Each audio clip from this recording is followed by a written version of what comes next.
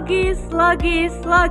Mari kita berpikir logis bersama Podcast Logis. Podcast Logis Selalu membersamaimu tanpa terbatas ruang dan waktu. Halo Sobat Logis, balik lagi di Podcast Logis bersama aku Aisyah Loa yang akan menemani kalian dalam beberapa menit ke depan. Gimana nih kabarnya pada hari ini? Teman-teman udah capek pengen cepet-cepet lulus atau udah semangat nih teman-teman untuk mendengar podcast logis kita? Oke, anyway, sebagai mahasiswa kita nih nggak bakal jauh-jauh nggak sih sama yang namanya ilmu kepenulisan. Kita sangat membutuhkan nih ilmu kepenulisan dalam tugas-tugas kuliah nih. Contohnya laporan praktikum, makalah, esai, bahkan tugas akhir atau skripsi nih sangat membutuhkan nih ilmu kepenulisan ini.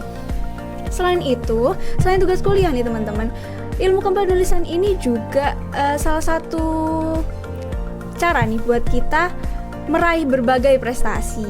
Tentunya kita pasti bertanya-tanya gimana sih caranya kita buat mulai kepenulisan dan gimana cara masuk ke dunia kepenulisan ini. Tanpa lama-lama lagi dan kita malah mikir bertanya-tanya gimana caranya, pada podcast kali ini kita kedatangan salah satu demisioner dari UKM Pendidikan dan Penalaran buat kita sharing-sharing ini gimana caranya buat memulai kepenulisan. Langsung aja kita sambut Kak Alfiatur Rahma. Halo Kak Alfi. Halo Salwa. Gimana nih kabarnya pada hari ini Kak? Kabar aku alhamdulillah sangat baik Salwa. Oke. Nah kabar kamu sendiri gimana? Alhamdulillah sangat baik banget dan sangat senang ketemu Kak Alfi nih. Wah, seru sekali ya hari ini. Iya dong. Nah Kak Alfi sekarang udah semester berapa nih Kak Alfi? Untuk saat ini aku menginjak semester ke-7. Oke, Kak Alfi kesibukannya apa nih di semester 7? Karena semester 7 belum dimulai ya. Jadi untuk kesibukan kali ini aku di liburan kali ini aku sedang melaksanakan praktik kerja lapangan. Nah, di samping itu mungkin aku juga mengikuti kompetisi baik itu kepenulisan itu secara online aja ya, karena memang harus melaksanakan praktik kerja lapangan yang tidak bisa ditinggalkan itu. Nah, mungkin lainnya mungkin kalau misalnya diajak untuk menjadi speaker yaitu aku menerima ya sebatas itu saja sih untuk kesibukan kali ini. Waduh. Di kala kesibukannya Kak Alfi kita masih disempatkan nih buat menjadi narasumber podcast logis kali ini. Waduh, terima kasih Kak Alfi dan juga semangat buat PKL-nya dan juga lomba-lomba yang Kak Alfi ikuti. Waduh, Kak Alfi, denger nih Kak Alfi ini menjadi top 3 Mapres di Politeknik Negeri Malang. Dan juga saya juga pernah lihat nih di IG-nya UKMPP, Kak Alfi ini mendapat juara 2 kategori KTI dan gold medal kategori full paper soshum di Faperta Fair 3 nih Kak. Iya benar Salwa. Aduh, banyak banget ya prestasinya Kak Alfi ini. Kak, mungkin teman-teman juga bertanya-tanya ya Kak ya, kepenulisan atau paper apa sih Kak yang paling sulit atau paling rumit menurut Kak Alfi? Menurut aku sendiri untuk kepenulisan ya atau karya ilmiah yang sulit itu karena memang aku hanya lomba-lombanya itu misal kepenulisan itu di esai, di KTI sama business plan itu yang sering aku tekuni gitu. Nah menurut aku pribadi untuk kepenulisan yang paling susah itu adalah di esai. Entah kenapa aku merasa di esai itu sangat sulit karena esai sendiri ini kan merupakan salah satu karya tulis yang mana banyak menggunakan argumen pribadi dari penulisnya ya, dan sifatnya itu subjektif. Nah di situ kita harus menguatkan argumen kita terkait isu yang kita angkat. Nah memang yang aku ketahui juga bahwasanya untuk esai sendiri itu kan terdiri dari esai inovasi dan juga esai kajian ya. Nah paling sulit menurut aku di kajiannya, karena kalau menurut aku di inovasi itu biasanya kalau aku sendiri ya inovasi terkait mungkin aplikasi ataupun alat dan lain sebagainya yang mana kita tahu konsep dan cara penggunaannya dan kita bisa menjelaskan di isi dari esai tersebut. Namun kalau misalnya di esai kajian aku agak sedikit kesulitan ya, karena memang banyak argumen yang harus dari penulis gitu. Nah juga pendapat pribadi ya. Nah selain itu dari strukturnya juga kan hanya pendahuluan, kemudian isi dan juga ada kesimpulan ya. Di isi tersebut kan kita harus menentukan arah kemana isi tersebut terkait topik topik yang kita ambil. Berbeda dengan KTI yang mana KTI itu sudah ada latar belakang, rumusan masalahnya, kemudian ada metodologi penelitian di mana kita meneliti, ada responden dan ada hasilnya, dan kita nanti mencantumkannya di hasil pembahasan. Berbeda dengan esai kan yang hanya subjektif kepada argumen kita sebagai penulis gitu. Nah, menurut aku di situ sih kesulitannya, Salwa. Oke, menurut Kak Alfi berarti esai ya Kak ya? Ya benar. Nah, tapi Kak, kalau dipikir-pikir, kalau misalnya kita emang niat buat belajar itu kayaknya nggak ada yang sulit ya Kak ya? Iya sih menurut aku, karena memang kuncinya pertama itu kalau kita nggak bisa harus belajar ya.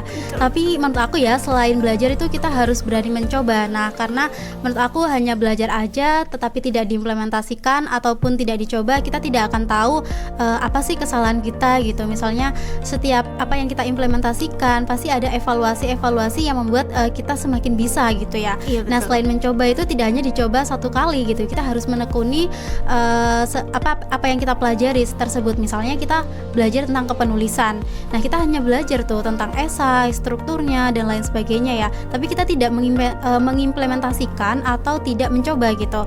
Jadi ya kita tidak tahu kita kemampuan kita sampai mana gitu ya. Jadi emang harus ditekuni, karena memang untuk menjadi seorang yang ahli dalam bidang kepenulisan ya itu tadi harus sering belajar, mencoba dan juga menekuni, seperti itu. Oke, terima kasih Kak. Kayaknya udah dikasih tips-tips dikit nih dari Kak Alfi ya, udah di-spill dikit. Oke Kak, kan tadi Kakak udah cerita nih gimana caranya gimana tip and trick ya kayaknya tadi. Nah, Kakak boleh nggak sih di-spill ceritanya Kak Alfi dulu pertama-tama join atau masuk ke dunia kepenulisan tuh kayak gimana sih Kak? Untuk aku sendiri sebenarnya dulu waktu maba ataupun dari SMK dulu, kan aku dari SMK ya. Nah, di SMK itu emang nggak ada yang namanya ekstra tentang kepenulisan, itu nggak ada, dan aku juga nggak pernah yang namanya lomba kepenulisan ataupun esai kata itu nggak pernah. Jadi aku benar-benar nol dari SMK gitu. Pas maba ada itu rasa takut, karena memang sebagai mahasiswa kan kita harus dihadapkan yang namanya skripsi ya, apalagi kita aku jurusannya akuntansi ya, untuk prodinya D4 akuntansi manajemen, dan itu harus wajib skripsi. Nah, dari situ aku mikir, nanti kalau misalnya aku semester akhir aku gimana ya nulis skripsi sedangkan aku nggak punya basic apa-apa gitu. Nah, kemudian saat expo kita kan, aku waktu itu online ya, jadi hanya menonton dari laptop aja terkait exponya. Nah, di situ ada salah satu demis aku di UKMPP itu mengatakan bahwasanya kalau kita lolos PKM nantinya bakal itu ya bebas skripsi. Nah, mulailah aku tertarik dari situ. Gitu, akhirnya waktu expo kemudian mendaftar di UKMPP ini, akhirnya aku merasa di sini aku menemukan bagaimana caranya aku mengembangkan skill aku gitu ya. Bagaimana caranya aku bisa menulis skripsi gitu. Akhirnya aku join di UKMPP. Nah, di UKMPP sendiri kan aku juga itu ya termasuk aktif lah ya, jadi ikut-ikut kegiatan gitu. Misalnya kayak PI, kita diajarin untuk menulis KTI, kemudian esai dan PKM juga. Nah, dari situ mungkin aku belajar sedikit-sedikit, walaupun kita nggak diajarin menulis skripsi ya, tapi yang penting dasarnya untuk menulis skripsi itu aku bisa gitu. Kemudian selain itu aku nggak hanya belajar aja. Nah, aku diajak sama kating aku yang juga merupakan salah satu fungsionaris UKMPP juga. Nah, di situ aku diajakin lomba. Nah, belajar dari situlah aku mulai menulis esai, KTI, business plan dan lain sebagainya. Nah, dari situ sih Salwa, dari adanya ketakutan aku untuk menulis skripsi di semester akhir. Jadinya ya aku memaksakan diri aku niat untuk join di UKMPP untuk belajar kepenulisan, seperti itu. Waduh, kayaknya teman-teman juga banyak nih Kak yang punya motivasi yang sama, kayak punya ketakutan yang sama kayak Kak Alfi. Jujur, Shalwa juga takut Kak skripsi, dan itu menjadi salah satu alasan Shalwa buat join ke UKMPP, karena takut skripsi itu gini. Iya gitu. Benar, karena memang mindsetnya kita ya sebagai mahasiswa baru, gimana ya nantinya kalau misalnya semester akhir gitu ya menulis skripsi, kan kebanyakan skripsi itu kayaknya susah dan lain-lain gitu. Jadi ketakutan sendiri gitu. Bener. Lama banget gitu kan, nggak lulus. Iya benar. Oke teman-teman, nah pada awalnya semua itu tergantung niat ya Kak ya, niat, dan juga bisa jadi ketakutan itu membawa kita buat mengukir prestasi dan juga mau belajar. Iya benar sekali. Nah, sebenarnya nih Kak Alfi, apa sih hal-hal yang harus diperhatikan dan juga apa ya hal-hal yang harus dipersiapkan sebelum kita masuk ke dunia kepenulisan Kak? Oke, kalau dari aku pribadi ya, untuk yang dipersiapkan dan harus diperhatikan itu sebenarnya terkait yang dipersiapkan ya. Yang pertama itu harus niat ya, niat. Kita harus mempersiapkan niat, karena menurut aku kalau memang kita ingin sesuatu tapi kita tidak ada niat, menurut aku itu bakal sia-sia gitu. Karena kita tidak akan mengeksekusi itu gitu loh. Nah, terus selain niat ya, kita harus menentukan topik apa yang harus kita pelajari gitu. Menentukan topiknya, misalnya selalu mau belajar kepenulisan terkait esai, PKM maupun KTI ya. Nah, itu harus jelas gitu. Nggak hanya kita berjalan pengen belajar kepenulisan aja tapi tidak tahu apa yang mau dipelajari. Nah, selain itu tujuan itu juga penting gitu. Nah, tujuan apa sih Salwa mau belajar kepenulisan? Misalnya Salwa mau daftar beasiswa nih, beasiswa yang mana syaratnya itu untuk menulis esai. Nah, berarti kan otomatis mau nggak mau kita harus belajar tentang esai gitu ya. Jadi tujuannya itu juga penting. Nah, kemudian selain itu, setelah menentukan apa topiknya, kemudian tujuannya, kita harus belajar. Sudah jelaskan ya, misalnya pengen belajar KTI, harus tahu struktur dari KTI sendiri ya, kita pelajari apa tentang KTI dan lain sebagainya, seperti itu. Dan yang paling penting kita harus mempersiapkan diri kita untuk bersosialisasi ya, menjalin hubungan dengan komunitas-komunitas yang berkaitan dengan kepenulisan. Misalnya nih dari aku sendiri yang awalnya takut dengan skripsi, akhirnya memaksakan diri untuk mengikuti UKM Pendidikan dan Penalaran ini, dimana nantinya aku berharap akan belajar tentang kepenulisan. Ya, itu sangat penting. Jadinya memang kita harus mempersiapkan untuk ikut-ikut di event-event yang berpotensi dengan kepenulisan kita gitu. Oh, oke. Kayak awal dari ketakutan, terus membentuk niat, terus kakaknya mau join UKM PP dan akhirnya mengukir banyak prestasi. Oke, mungkin untuk yang harus diperhatikan ketika kita mulai kepenulisan ya, yang pertama adalah kualitas karya kita, dimana kita menulis itu harus jelas dan informatif sehingga pembaca itu tahu apa yang kita tulis di sebuah karya tulis yang kita tulis itu ya. Kemudian untuk originalitas, jadi memang originalitas menunjukkan karya kita itu asli benar-benar dari kita gitu, tidak plagiarisme dari karya orang lain gitu. Nah, kemudian selain itu fakta itu penting ya. Jadi walaupun kita menulis argumen kita gitu, kita harus menyajikan sebuah fakta. Jadi tidak hanya menulis aja tapi nggak ada faktanya gitu. Jadi itu harus diperhatikan juga. Nah, selain itu juga ada etika kepenulisan ya. Etika kita harus baik, kata-katanya juga sesuai dengan kaidah kepenulisan itu. Menurut aku keempat itu aja sih Salwa yang harus diperhatikan ya. Oh iya, baik. Gimana nih Sobat Logis? Kita kan udah banyak berbicara, bincang-bincang nih sama Kak Alfi tentang kepenulisan, gimana memulainya, cerita dan lain sebagainya. Udah ready buat join kepenulisan juga? Oke. Selanjutnya nih Kak, Kak Alfi punya nggak trik dan trik khusus nih buat teman-teman yang mau join ke dunia kepenulisan? Mungkin untuk tips dan trik dari aku ya, sebenarnya personal juga ya, ini tergantung dengan minat ya. Seperti yang aku jelaskan tadi, bahwasanya memang untuk yang dipersiapkan yang pertama adalah niat untuk kita belajar kepenulisan gitu.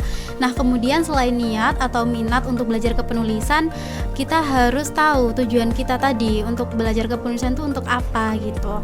Nah, tips aku ya, karena menurut aku nggak bisa belajar sendiri ya, belajar sendiri secara individu gitu, membaca terus ya seperti itu aku nggak bisa. Jadi harus kita implementasikan. Nah, dengan cara bagaimana cara kita misalnya bergabung di UKMPP tadi ya, kita bisa mendapatkan ilmu-ilmu kepenulisan dan lain sebagainya. Nah, selain itu, selain kita belajar kan yang tadi aku katakan bahwasanya kita harus berani mencoba.